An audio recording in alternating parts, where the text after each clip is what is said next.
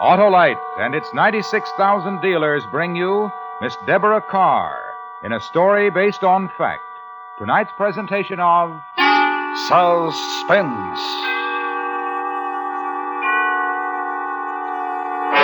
Tonight, Autolite presents the story of a girl who chose a most dangerous way of making a living and bet her life on its success. A story true except for changes in names and places, which we call The Lady Pamela, starring Miss Debra Carr.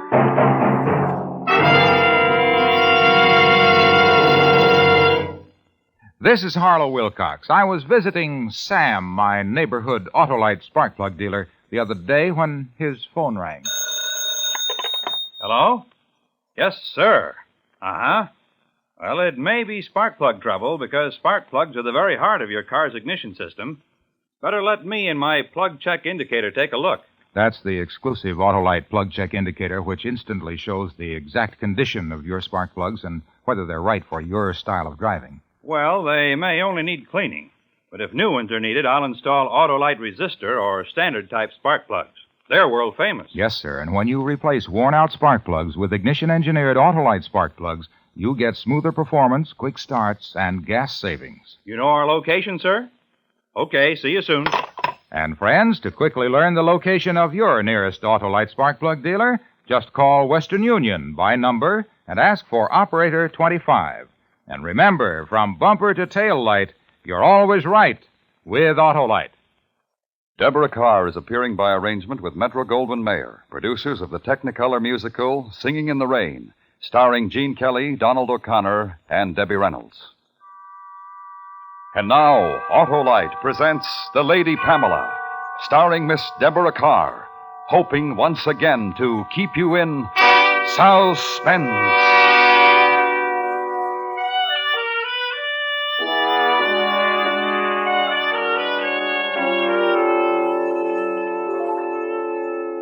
Mr. Tillett, I'm afraid that I'm taking up too much of your time. Not at all, Miss Bond. Not at all. I mean, you've shown me so many beautiful things, and I simply can't decide.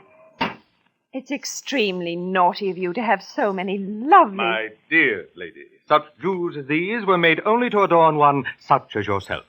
The afternoon is yours, and with it, my services. How sweet of you. Now, this is the tiara. Oh, it's perfectly... Mr. Tillett. I want you to notice the rubies here, and the exquisite workmanship of the filigree. I daren't ask. It's priceless, I know, but... $50,000. Oh, no, I've got to be sensible. It's quite out of the question. Now, what about the necklace? 24,000. The brooch and earrings? 18. Oh, they're adorable. And the diamond? 14,000 for you, Miss Bond. I should really close my eyes. I'm sorry, gentlemen. Oh. Keep your hands on the velvet, friend, and nobody's going to get hurt. You, lady, just sit there and don't open your mouth or I'll close it for you. This is... Hold up. We'll take that, please. Don't you dare touch me. I'll... Oh! Okay. Thanks for everything. So long.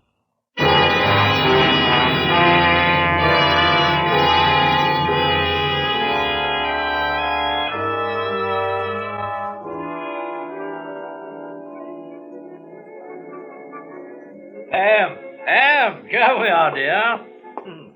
How are you, sweet? Oh, you know David Archer, don't you? Of course. Do sit down. Have you ordered, Colonel? I'm famished. I did. We were only waiting for you, my dear. No trouble? No, not a bit. Everything went off splendidly. Good. David, that slap. It was a little too realistic. Don't ever do it again. Well, look, I was only I'm trying taking to... $500 out of your cut for that. You're to follow orders, nothing else. Listen, if you think you can get away... That's exactly the point, David. I do think. You don't.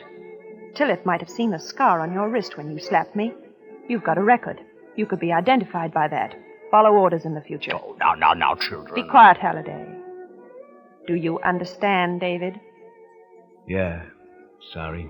All right. When are you disposing of the things, Halliday? I'm flying to San Francisco tomorrow. Good. Today's the 10th. We'll meet at my flat on the 15th. 8 o'clock. That should give you enough time. Oh, ample, my dear, ample. David, where are you staying? Joint on 84th Street, off the park. I think it would be better if you moved to a hotel. Change your name, too. Don't phone me. Send a note to the usual place. Sure. Ah, here we are, dinner. The finest food in New York, my dear. Just wait. You'll see. We had done much better than I thought we would, although I didn't expect Halliday to sell for more than $40,000 in San Francisco. I remember, as I brushed my hair before going to bed that night, that I felt almost sorry for Mr. Tillett. But he was such an old roue. Next time, he'd know better. Wicked little eyes.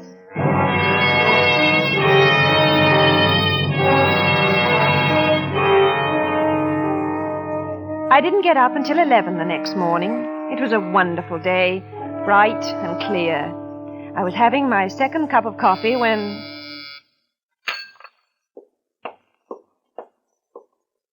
Yes? Police. Miss Barnes? Yes, just a moment. I'm awfully sorry. It's all right, Miss Barnes. May I come in? My name's Boland, robbery detail. Well, I suppose so. I think you might have telephoned first. Did you find the jewels? Not yet. I'd like to ask you a few questions. Oh, I thought I'd answered them all yesterday. No, miss. Oh. Would you like some coffee? No, thanks. Oh, please sit down. You make me feel awkward. I'm sorry. Now, Mr. Boland. You know a man named Archer, Miss Barnes? David Archer? No. No, I don't think so. He was picked up this morning. We think that he was one of the men in the robbery yesterday. Really? He was identified by a scar on his wrist. Mr. Tillett remembered it. Oh, how wonderful. But there were two men. Yes, we know. You're sure you don't know Archer? No, I'm positive I don't. You've never met him? No. You sound as though you think I should, Mr. Boland. You were followed after the robbery, Miss Barnes. You went to a restaurant on East 53rd Street. You had dinner there with two men. One of them was Archer. That's ridiculous. No. Our man didn't know it was Archer until this morning when Mr. Tillett telegraphs. He was identified. The detective who followed you recognized Archer. I'm afraid you're mistaken, Mr. Boland. We're not. The whole thing was too nicely timed. Who was the other man?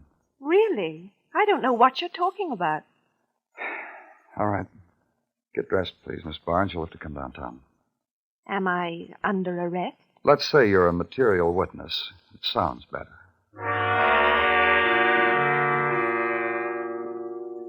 I don't think I was frightened. I was terribly annoyed, though. But at least they hadn't got Halliday. Mr. Boland questioned me in a dirty little office at police headquarters. He wasn't at all like a Scotland Yard man. He smoked, allowed me to smoke. His first name was Jack, and he was rather nice-looking. Name? Pamela Kittredge Barnes. Age? 24. Height and weight? 5'4", 119 pounds. Mm-hmm. Scars or marks? No. Nationality? British? Married? No. Previous convictions? None. You know we'll check with the other side on that. I imagine that you will.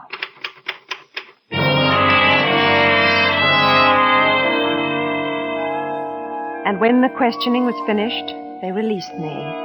Perhaps Mr. Boland thought that I'd lead him to Halliday. I didn't, but I got in touch by telephone. Oh, you just caught me. I was on my way to the airport. Anything wrong?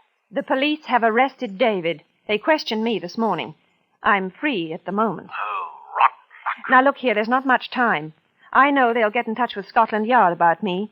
And when they do, I won't have a chance. I suppose not. A couple of men followed me from police headquarters, so I can't very well get away. But, Halliday... Yes, dear? I want to know where I can reach you. When? Later, if they put me away, so I can get my money. Well, as soon as I get back from San Francisco, I'll phone you. If something's happened, word will have got around. Now, don't worry. When you get out, the money will be here waiting for you. Where? I'll get in touch. I'm a stash now, darling. The plane. All the best. Halliday.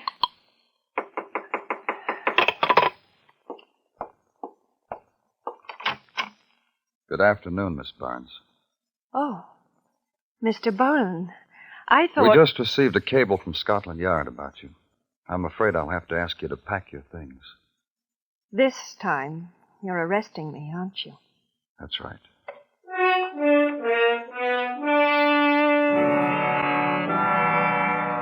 David Archer got 10 years. I spent 2 years, 9 months, and 14 days in prison. And I was nearly 27 when I went back to New York. The first thing I did was to get my hair done. Halliday hadn't been in touch with me, but I realized it might have been too dangerous. The police and the insurance company were still looking for the jewels. So I began to look for Halliday.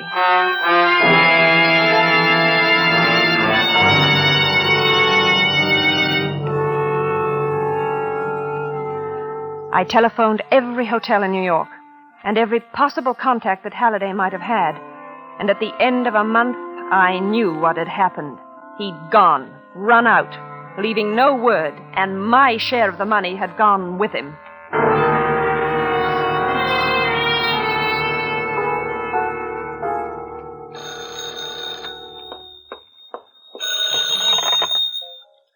Hello? Miss Barnes? Yes?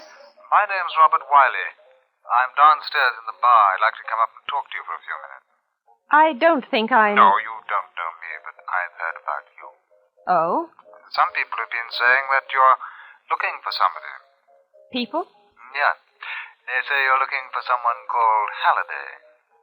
Do they? Listen, I'm not a cop, if that's what you mean. Can I come up? I'm not in the habit of receiving strangers in my hotel room, Mr. Wiley. If you'll wait a few minutes, I'll come down. Okay, I'll wait for you here in the bar. What'll you be wearing? A gray tweed coat. Right. So long. Table over there, okay? Yes. You're English, aren't you? Yes. Yes, I thought so. How clever of you. You too? I was. What was it you wanted to see me about? A deal? What kind of a deal?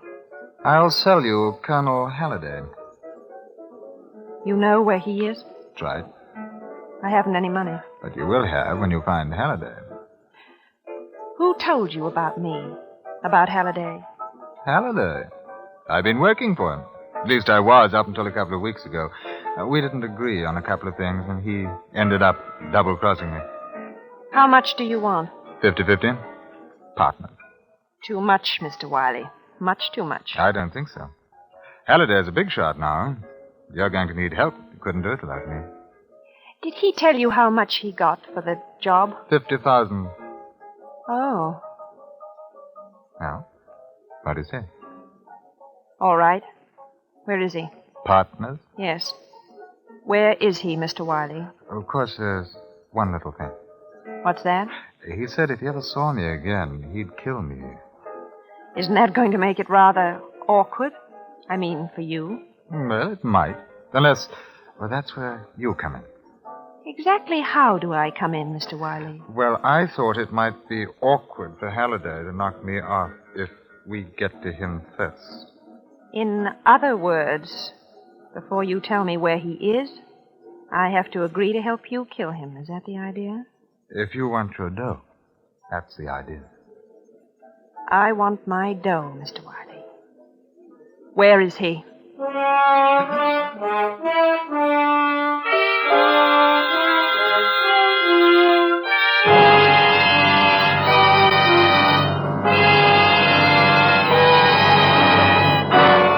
Autolite is bringing you Miss Debra Carr in The Lady Pamela, tonight's production in radio's outstanding theater of thrills, Suspense.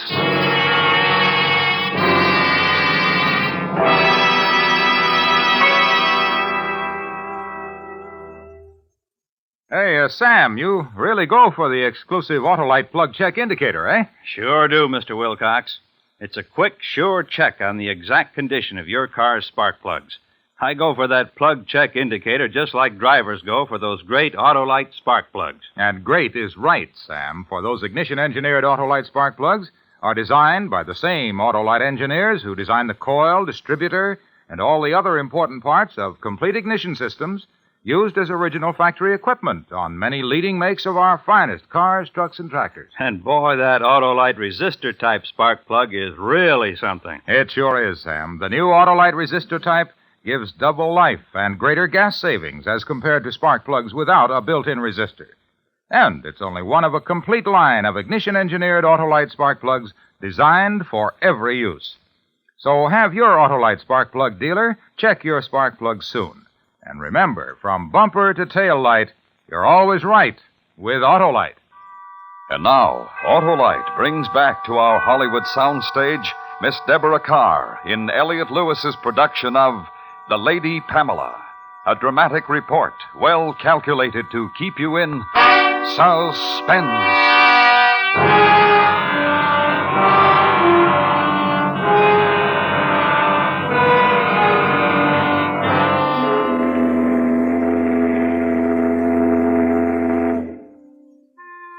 Halliday was in London, and a week after our meeting, Robert Wiley and I booked passage on the first steamer.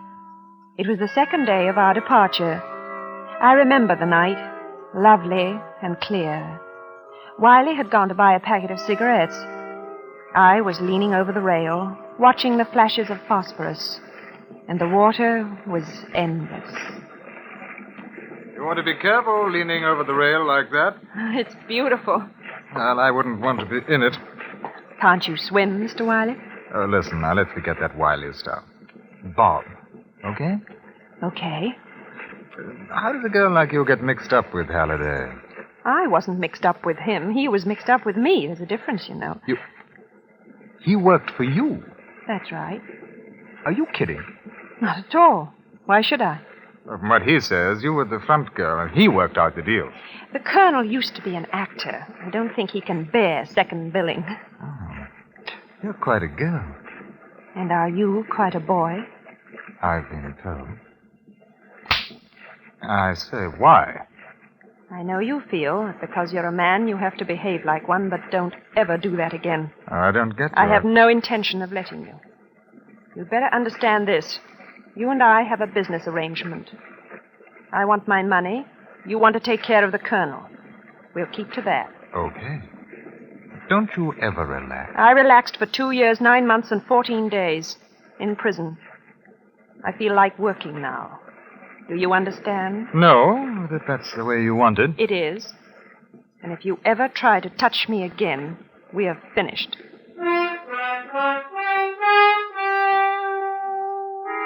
3 days later, we were in London. We found a nondescript hotel in Chelsea and lay doggo for a time. It wasn't going to be easy. The Colonel was a very top dog in black market, and we both knew that if he ever found out that Wiley was in England, there'd be trouble. It was Wiley's idea that I go to see him in his flat, but I thought an accidental meeting would be better, and so we planned it that way. I bumped into the Colonel at Piccadilly Circus. Oh, I beg your pardon. I'm so sorry. Pam, I say it is you. Colonel, I'd no idea. Jeffrey, this is marvelous. I mean, absolutely marvelous. How long have you been over here? Only a few weeks. Oh, marvelous. Oh, you're lovely as ever, lovely. Look here, could we have a cocktail together? Talk over old times? Oh, I'd love to. Oh, marvelous. How about Scots? They know me there.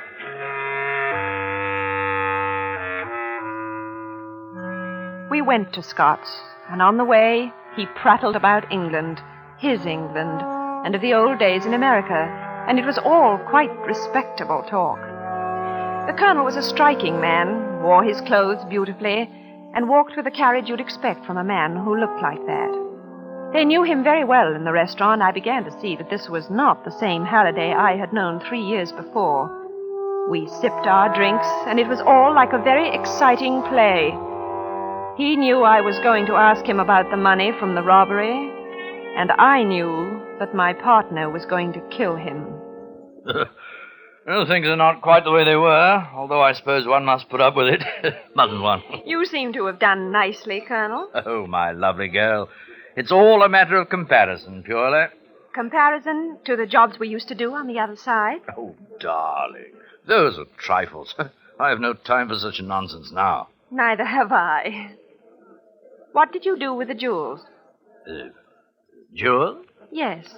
The ones we got from Tillett's. Remember? You went to San Francisco. By Jove, of course. What a marvelous memory you have. It's marvelous. Isn't it? Yes. It's rather a bad show, I'm afraid. I was hijacked, as our American cousin so quaintly put it. Who did it? I don't know. It happened in San Francisco. Oh. Yes. And then when I heard what had happened to you and Archer, I gave up and came home to England.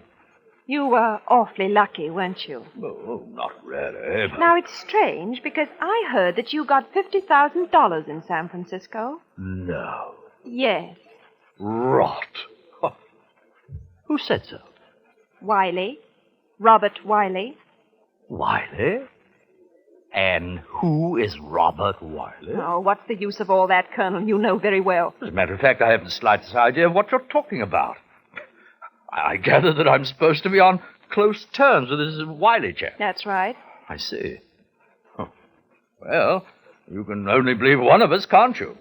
And I tell you, I have never even heard of the man. I do know you better than I know him, Colonel. Then you take my word, eh? No. I take his. I'd like my share, Halliday. My dear child. I want my share. What can I say? I know what you've been through. I think of poor Archer still incarcerated, but on my word of honor, Pam, I didn't get a brass farthing. I want my money now. Oh, Pam, you're too marvelous. I mean it. Darling girl, things have changed, you know. Over here, I'm the man. I don't take orders anymore. And if I did, it wouldn't be from a woman. Certainly not from you, Pam. You're much too emancipated, even for me.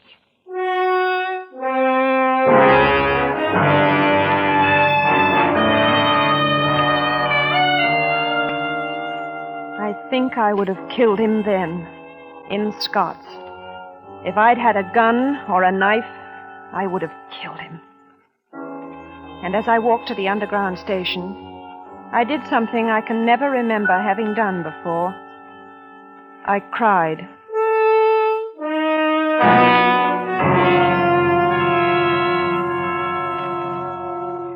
When I got back to the hotel, I went to Wiley's room and told him what had happened. We were agreed we would have to work fast. And so that night we went to Halliday's flat. Who is it? Pam, may I speak to you for a minute? Oh, darling. Oh. Hello, Colonel. Dear girl, how are you? Come in.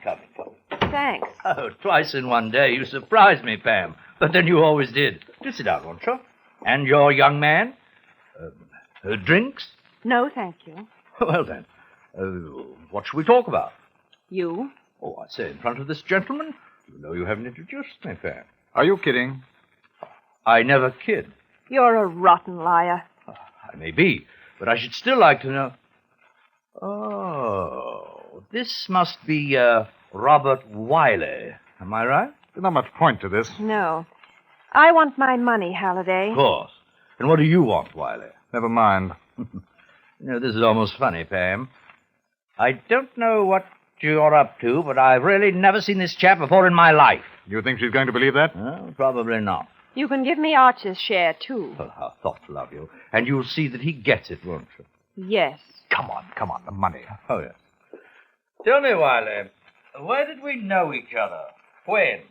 What do you think you're going to do? Play me off against her? No, not at all. I'm just interested. Colonel, Yes, sir? when you open the safe, please be careful. Oh. A gun now, eh? Yes. Put it away. It's my job. Huh. I underestimated you, my dear. I shouldn't have done that.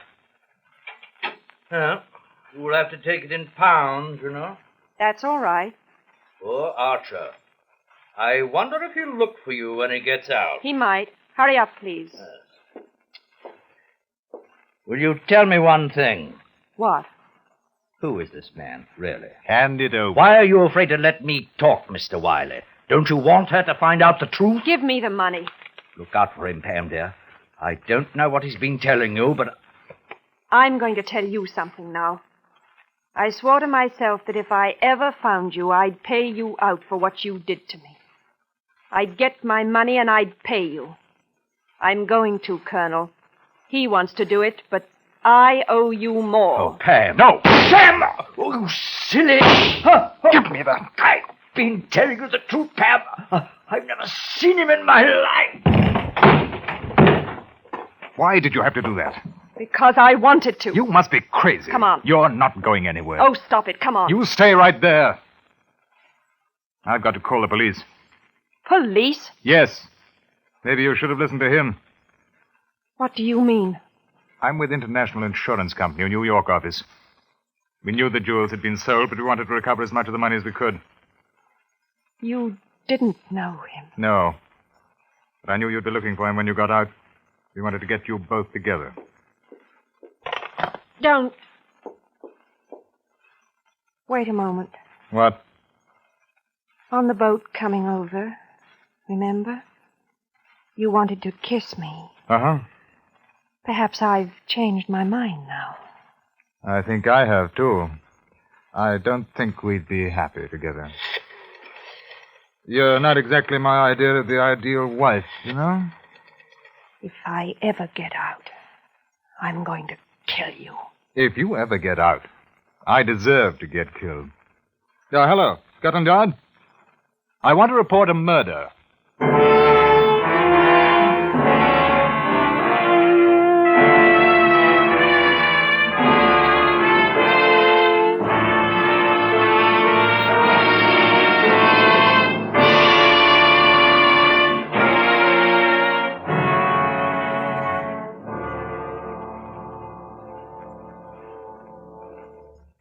Suspense. A story based on fact, presented by Autolite. Tonight's star, Miss Debra Carr. This is Harlow Wilcox speaking for Autolite, world's largest independent manufacturer of automotive electrical equipment. Autolite is proud to serve the greatest names in the industry, the many leading manufacturers who install Autolite products as original equipment. Our Autolite family is made up of the nearly 30,000 men and women in 28 great Autolite plants. It also includes more than 18,000 people who have invested a portion of their savings in Autolite, as well as 96,000 Autolite distributors and dealers in the United States and thousands more in Canada and throughout the world. Tomorrow night, Autolite will present the national television preview of the great Parade of Stars automobile show from the Grand Ballroom of New York's Waldorf Astoria Hotel. This program may be seen at the regular Autolite Suspense television time tomorrow night or a few days later in some television areas. Don't miss this great program. And remember to be with us next week for another thrilling Autolite Suspense show on radio.